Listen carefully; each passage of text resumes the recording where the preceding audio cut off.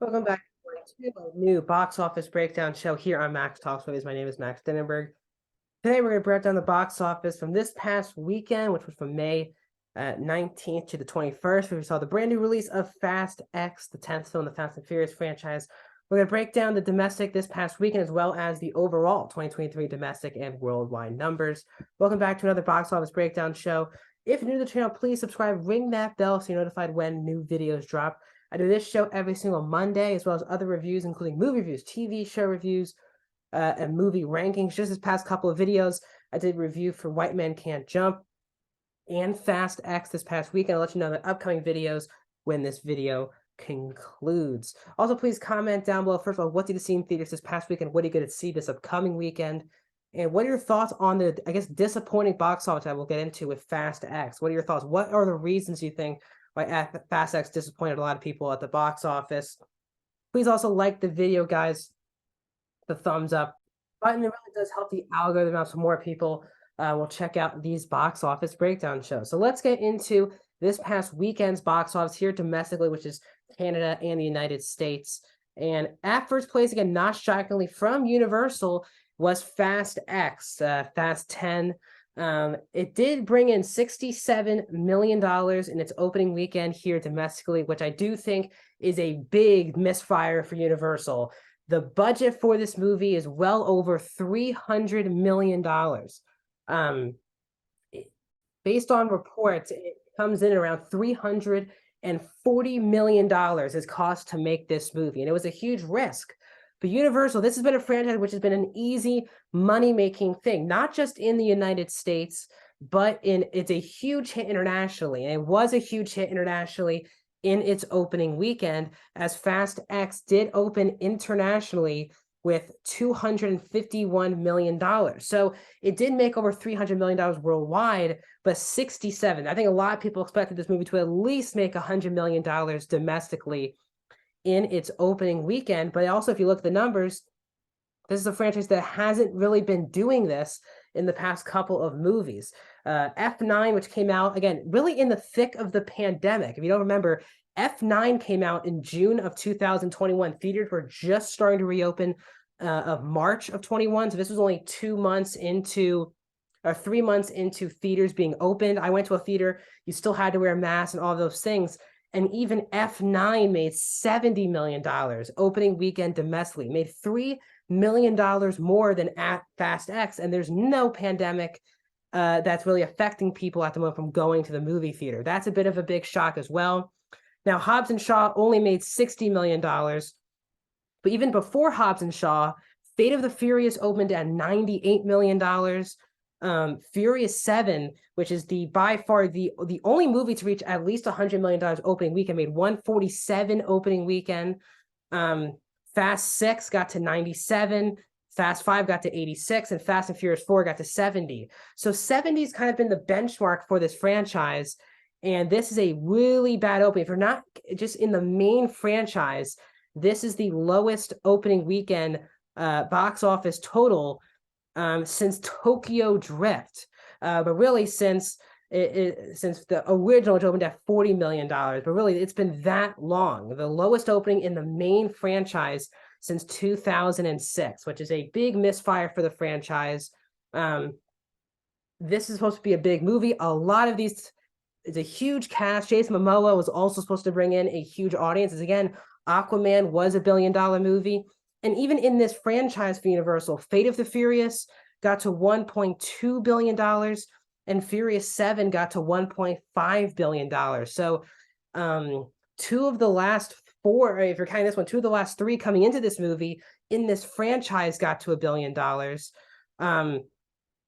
So just a shocking number for Fast X. And again, basically every week now, a big movie is hitting theaters. So it's not like there's going to gain a lot of ground, especially here domestically. So a big misfire, especially because F9 only had a $200 million budget, and this one got to 340. So this will have to take a lot just to break even on this movie. So after Universal had the biggest, still has the biggest winner of the year in the Super Mario Bros. Movie, this is a big step back for them, as Fast and Furious might not be that bankable franchise that a lot of people think. Vin Diesel was talking about, even though there's one more movie for sure happening, that this was a first movie of a trilogy. And let's see, based on this number, if Universal will just let these guys make one more movie instead of two more. Really interesting. Was not expecting having this conversation this upcoming weekend. But that is what we'll get into, especially later. Still holding off really well in second place at the domestic box office this past weekend was Guardians of the Galaxy Volume 3 from Disney.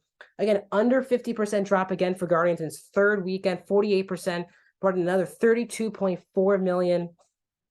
And now it's up to 266.9 in its third weekend.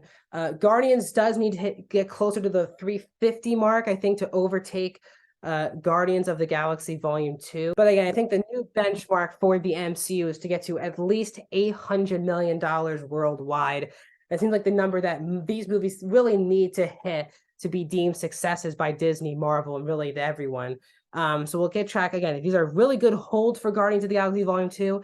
Disney will now put its own competition again back out there with Little Mermaid this upcoming weekend. So we'll see if Guardians takes a big dip. But again, two under 50% holds it's really good news for James Gunn, Kevin Feige, and Marvel.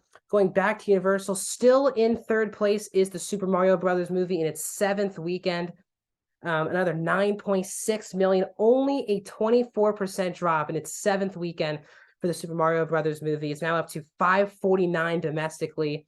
Again, this movie was available at home for digital purchases for $20-something this past weekend on digital. So even though it was on digital from Tuesday, it still made another nearly $10 million domestically. Just amazing.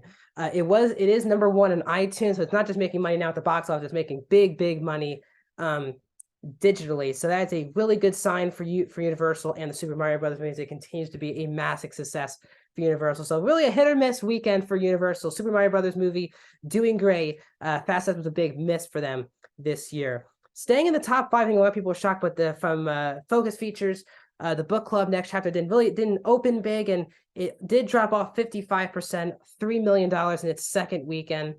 It now is up to $13.1 million. Again, this feels like a streaming movie. We'll see if it finds its audience on digital. I assume Focus Features would like to have this on digital as soon as possible. And wrapping up the top five, still in the top five in its fifth weekend is Evil Dead Rise, making another 2.4 million, only a 35% drop. It's now up to $64.1 million domestically. Big winner there for Warner Brothers Discovery, which is desperately needed, especially this year.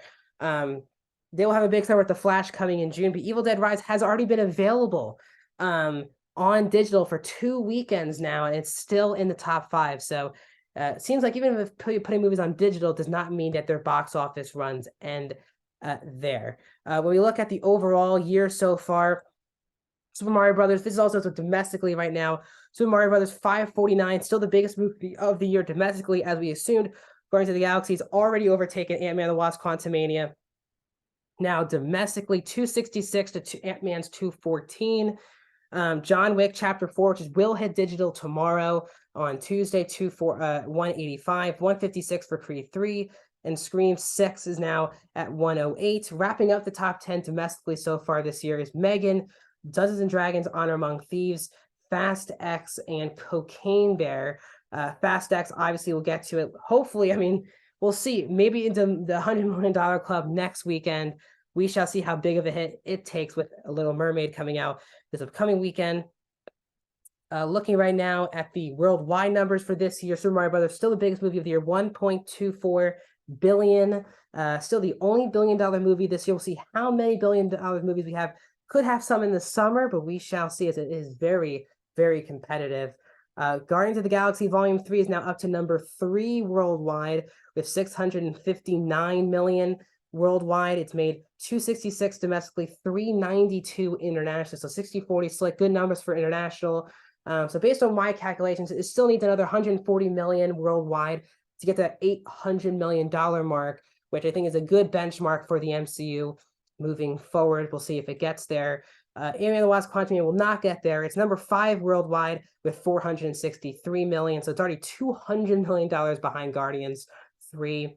John Wick Chapter 4 is number 6, 426 worldwide for John Wick. As I said, it will hit digital. It was already top 10 on iTunes just on pre-sale, so that's a good win for Lionsgate. Just in its opening weekend, Fast X does get to number 7. As I said, 318 is what it made in its opening weekend. 251. It's right now 21% domestic, 79% international. So this movie does great internationally, especially in China. But for some reason, the domestic audience does have not had the same interest in this franchise in some time. Something to question for Universal and Vin Diesel moving forward. Creed 3 is number 8 with 272, and then wrapping up the top 10 is Dungeons and Dragons Honor Among Thieves of 207. So this will be the last domestic weekend for the month of May, where Disney will have The Little Mermaid. The brand new Disney live action remake is releasing on the big Memorial Day box office weekend, which was a monster success, obviously, for Top Gun Maverick last year. And Disney's already had this with their live action remakes, as coming out Memorial Day in 2019 was the remake of Aladdin, and Aladdin was a $1 billion movie. So we shall see. Little Mermaid reviews are out. They're not super strong. They're not awful, but they're definitely not strong. And we shall see if a lot of people are just tired of these Disney live action remakes.